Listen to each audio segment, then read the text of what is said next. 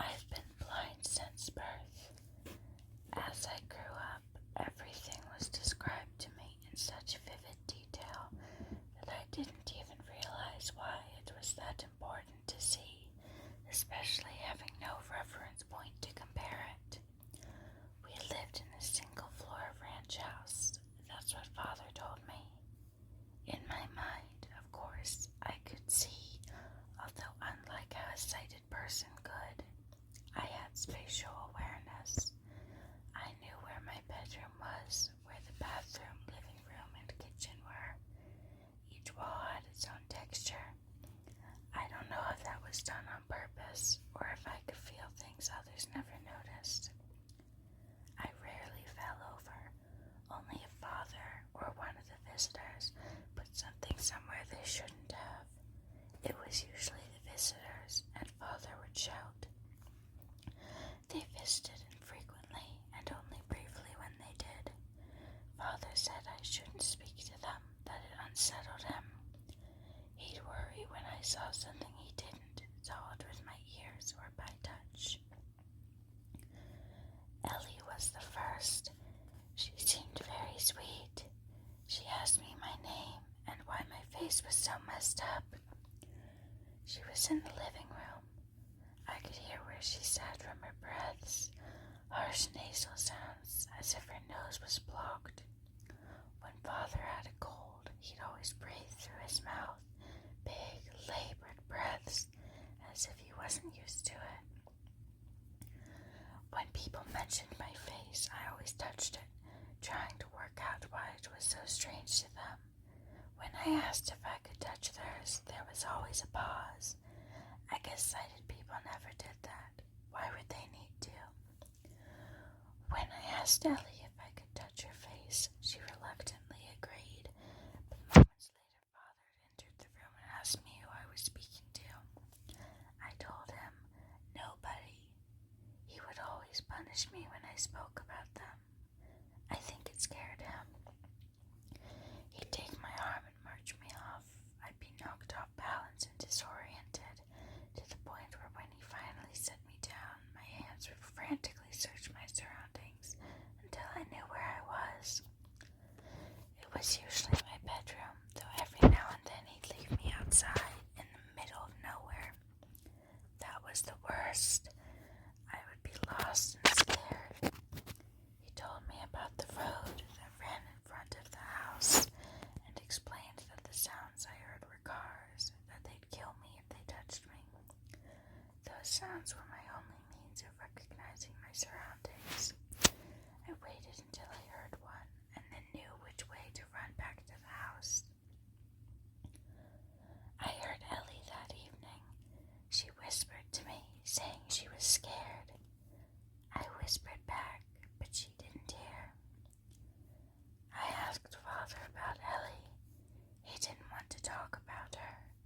I asked him why, and he didn't reply.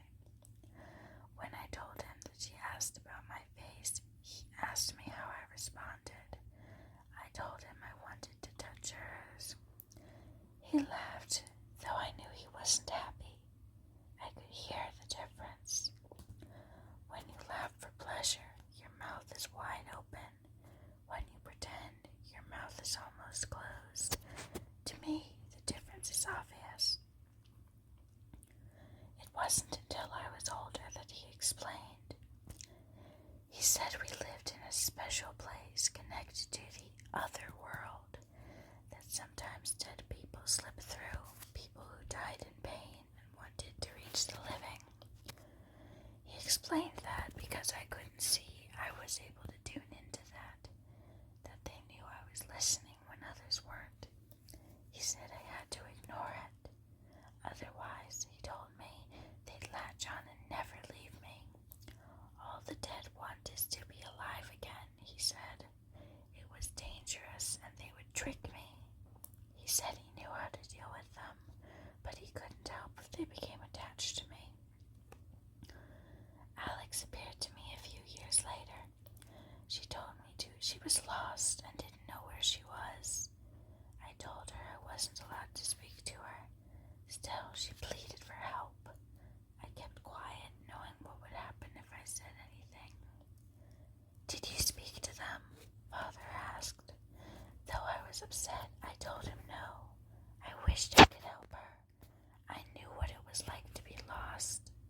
it scared me.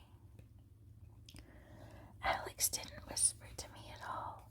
I'd ignored her, and she ignored me. Father saved me, and I was thankful. After Alex, I knew what I needed to do, so I did it.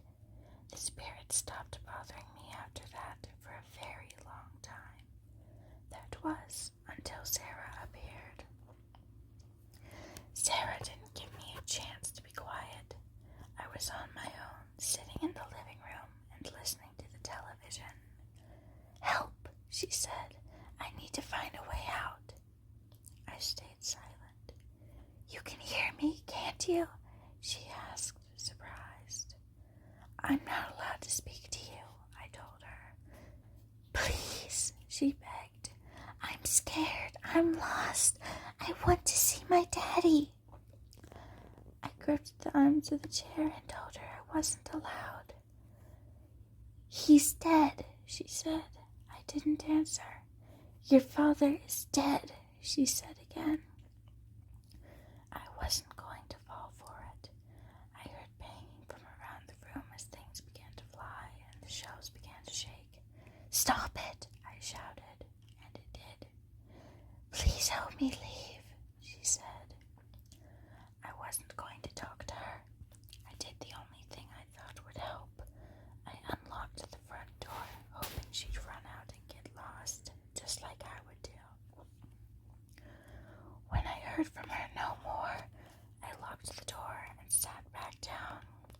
I listened intently for any sign she was still there, but except for the sounds of the TV, it was silent. I hated when my heart raced. I became all too aware of the tick-tock feeling of the rise and fall within my chest, like it was about to explode. When I heard my father's voice, I screamed. "Son," he said, "I need your help. I think I'm dying." I did what he told me to do. I didn't speak. If he did die, he'd never leave me.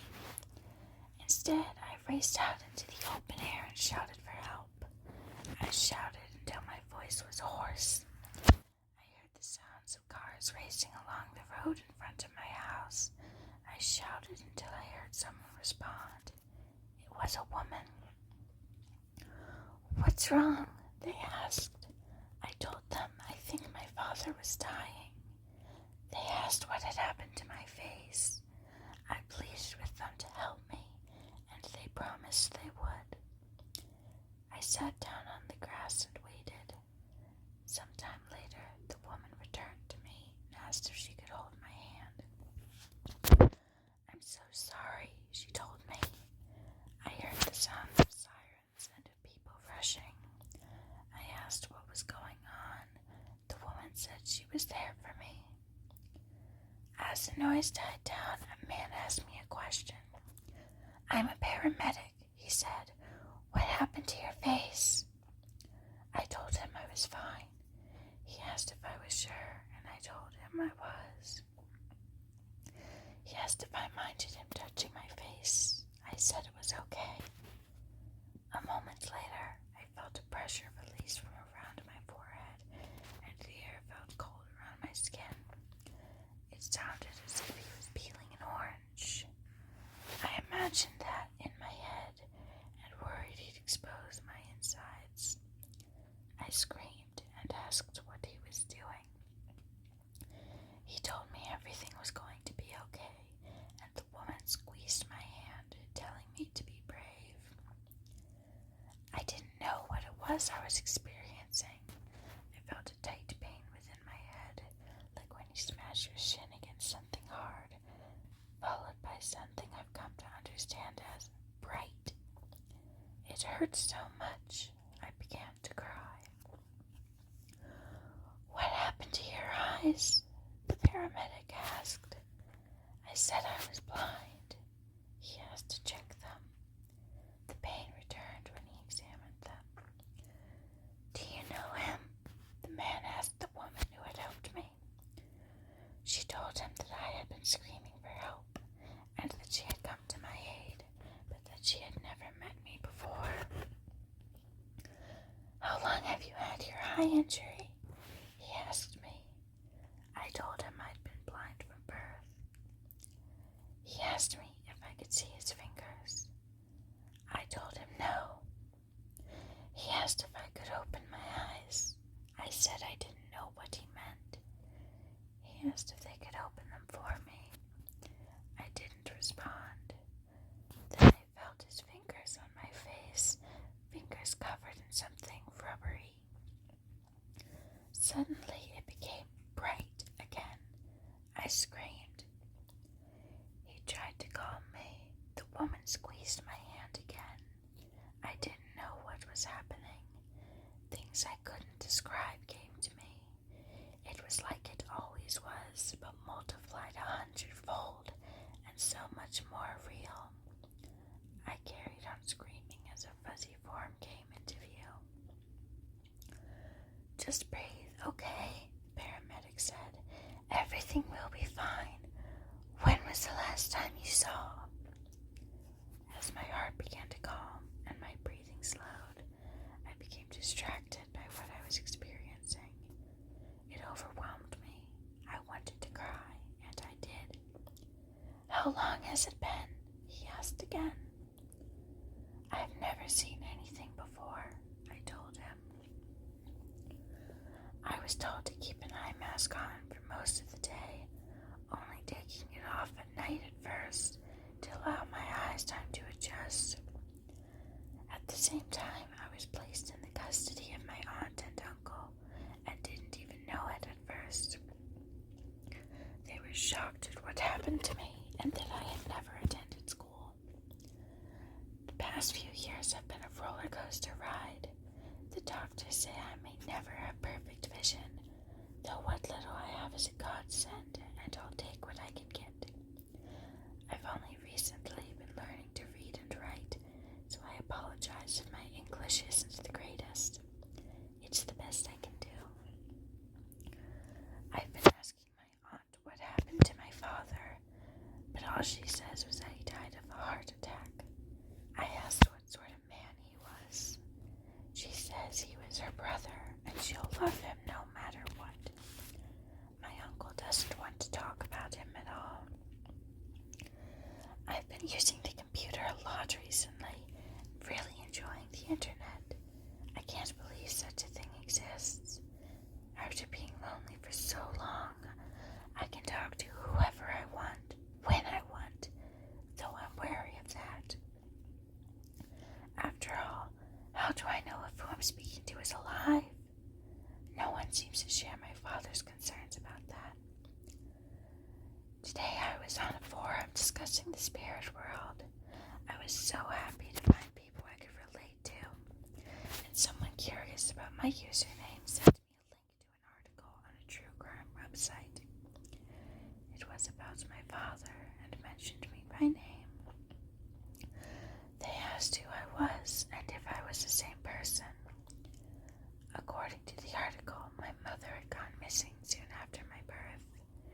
It said I'd been bound so that I couldn't see, that my father always wanted a daughter. They found 14 bodies in the basement. They said one got away, a girl by the name of Sarah Frank. She was the one to call the police. They found father's car parked around the back of the house. They supposed he carried his victims into the basement via the storm entrance and left them there. Sarah had managed to get away after she agreed to be his daughter following 4 days of sustained torture. She stabbed him with a knife he'd placed on the counter to butter some toast. I didn't want to believe it, and I am not sure I would have if it weren't for the names of the victims, 2 of which stuck out, Ellie Farmer and Alex Riddle. I'd spoken to them both in the living room. To this day, I wonder if my father had been honest with me about a single thing in his life. Throughout it all, one question remains above all others. Did I speak to